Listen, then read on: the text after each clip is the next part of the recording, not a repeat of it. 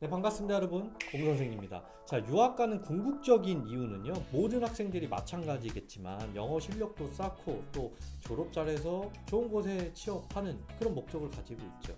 자, 그렇게 되고 싶으면 누가 얼마나 한국에서 열심히 알아보고 준비했는지에 따라 처음 시작점에서부터 판가름 나기 마련입니다.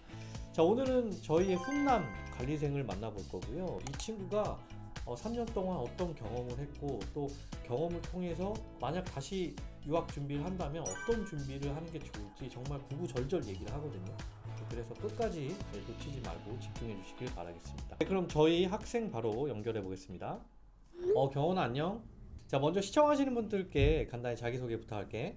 안녕하세요. 저는 국내에서 고등학교를 졸업하고 지금은 유학 3년 차고 곧 졸업 앞두고 지금 취업을 준비하고 있는 이경원이라고 합니다.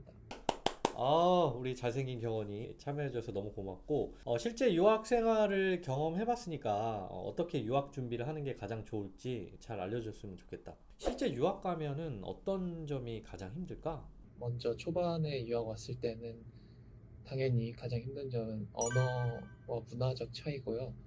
사실 우리나라에서 초등학교부터 고등학교까지 영어 정말 많이 배우는데 실상 쓸 일이 별로 없잖아요. 또 여기 나와보면 하나부터 열까지 다 영어로 해야 돼서 처음에는 막히는 부분이 꽤 많았던 것 같고 일상생활에서 예기치 못하게 생기는 상황들, 예를 들어서 뭔가 병원을 가야 한다는 건지 아니면 집에 어떤 수리를 해야 된다는 이런 상황들에 있어서 조금 문제가 있었던 것 같고, 또 두 번째로는 숙소 문제인데요.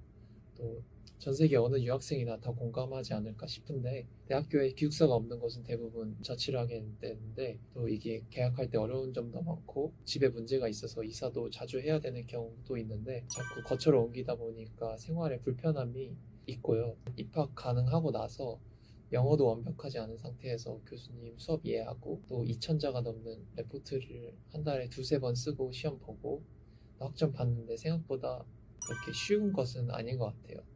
오히려 공부 때문에 포기하는 친구들도 꽤 있었던 것 같습니다. 자, 그렇다면 한국에서 이 유학 준비생들이 어떻게 유학 준비를 하는 게 좋다고 생각하니? 먼저 당연하게 영어 공부를 무조건 열심히 하셔야 되고요. 근데 영어 공부라는 게 단순히 대학 입학에 필요한 공인 점수나 뭐 말하기 쓰기 등의 기초적인 언어 공부가 아니라 자신이 하려는 전공에 맞춰서 영어를 공부하는 게 더 좋을 것 같아요. 학교 전공에 관련된 뉴스나 아니면 영어 자료들 찾아보고 정리하는 게 많이 도움이 될 것 같은데, 폭넓은 이해를 가질 수 있는 방법이라고 생각합니다. 두 번째로는 주거 환경에 대한 또 조사가 필요하다고 생각하는데요.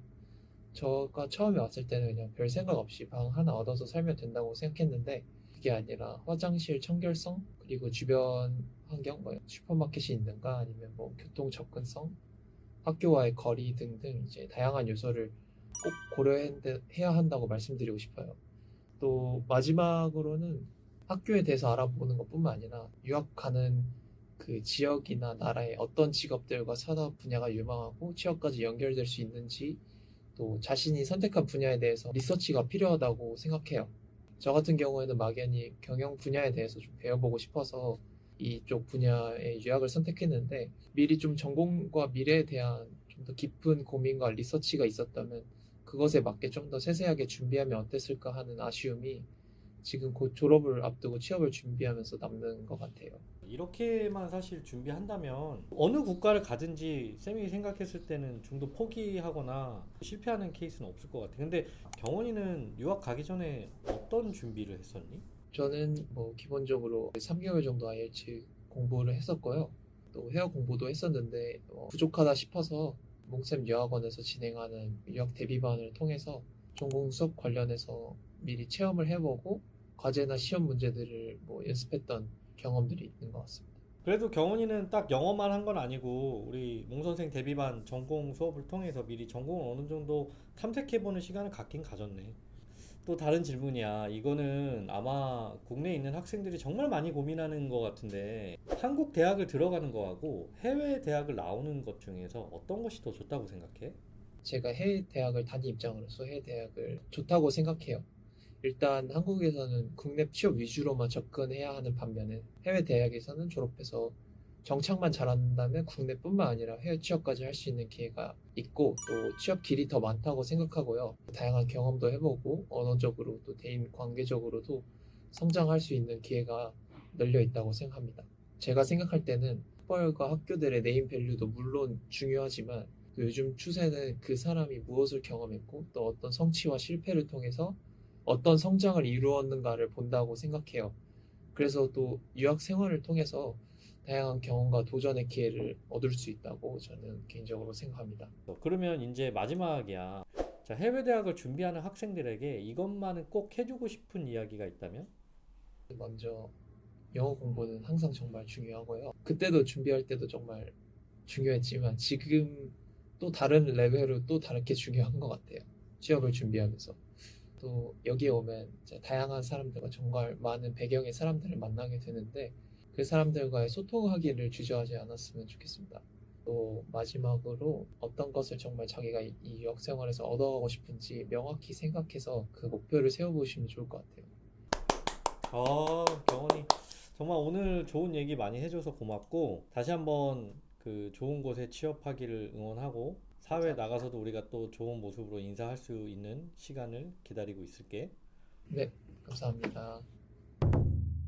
네, 지금까지 경원 학생 이야기를 쭉 들어봤는데요. 다시 한번 말씀드리지만 유학을 가서 성공하는 것은 딱 한 가지 차이, 얼마나 알아보고 준비했느냐에 따라 갈립니다. 지금 경원 학생의 얘기처럼 성공하고 싶으신 분들은 저희 문 선생을 찾아와 주시길 바라겠고요. 제가 언제든지 성심성의껏 상담해 드리겠습니다. 오늘 영상 여기까지고요. 저는 다음 영상에서 또 다른 학생의 이야기를 가지고 다시 찾아뵙겠습니다.